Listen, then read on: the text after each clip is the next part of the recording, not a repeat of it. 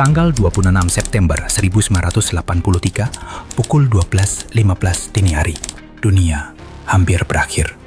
Tanpa suara, tanpa ledakan, hanya karena sebuah sinyal. Namun kehancuran itu tak pernah terjadi, karena satu orang memilih diam. Siapa dia? Dan mengapa keputusannya tak pernah tertulis dalam buku sejarah? Awal 1980-an, dunia terbelah dua. Amerika Serikat dan Uni Soviet saling mengunci senjata nuklir. Lebih dari 60.000 hulu ledak nuklir siap diluncurkan, cukup untuk menghabisi seluruh umat manusia berkali-kali. Dan pada malam itu, kesalahan itu hampir terjadi.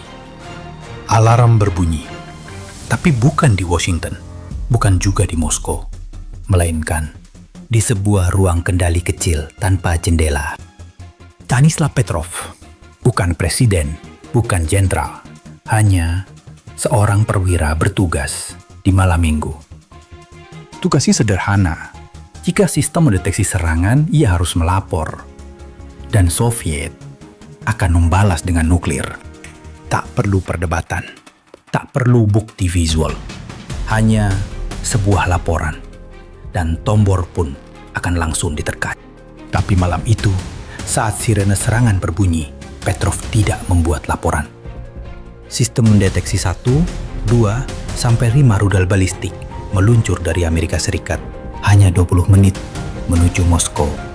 Semua protokol sudah mendukung bahwa ini adalah serangan nuklir dan jutaan nyawa tergantung pada laporan Petrov. Tangannya sudah di atas telepon merah, tapi dia diam. Ia merasa bahwa ini ada yang tidak beres. Ia pun bergumam, kenapa hanya 5 rudal? Jika benar ini perang, kenapa tidak semua diluncurkan sekaligus?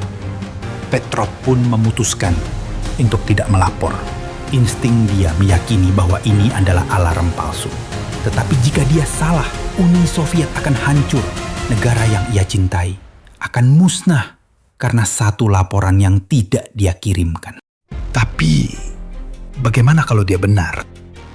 20 menit pun berlalu. Tidak ada ledakan, tidak ada rudal, tidak ada perang. Dan fakta sebenarnya terungkap bahwa itu adalah kesalahan satelit yang mendeteksi sinar matahari yang memantul dari awan tinggi, lalu terbaca sebagai rudal. Petrov menyelamatkan dunia, tapi ia tidak dianggap pahlawan. Tidak ada medali, tidak ada pujian. Yang ia terima hanyalah teguran karena ia tidak mengikuti prosedur.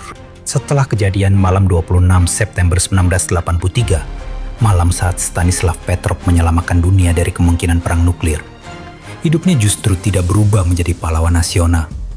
Malah bisa dibilang sunyi dan menyakitkan. Dia juga dipindahkan ke posisi administratif. Lalu, tidak lama kemudian dia pensiun dini, sebagian karena stres berat dan kehilangan kepercayaan terhadap sistem militer. Ia pun menderita PTSD ringan akibat tekanan psikologis dari keputusan malam itu. Pada tahun 1997 istrinya meninggal karena kanker dan sejak itu dia hidup sendiri. Ia tinggal di apartemen kecil dan hidup dari pensiun seadanya. Tahun 2004, cerita tentang Petrov mulai terkuak ke dunia barat. Ia menerima beberapa penghargaan internasional seperti Dresden Peace Prize dan World Citizen Award. Hollywood juga membuat film dokumenter berjudul The Man Who Saved the World, dibuat pada 2014. Stanislav Petrov meninggal dunia pada 19 Mei 2017 pada usia 77 tahun. Dunia bahkan tidak langsung tahu akan kabar kematiannya. Kabar itu baru menyebar beberapa bulan setelahnya karena ia hidup sangat tidak dikenal. Dari kisah Petrov, kita belajar bahwa dunia ini bertahan hidup bukan karena sistem, bukan pula dari kecanggihan teknologi, tetapi karena intuisi seorang manusia yang lebih mempercayai insting kemanusiaannya dibanding sistem teknologi yang kaku.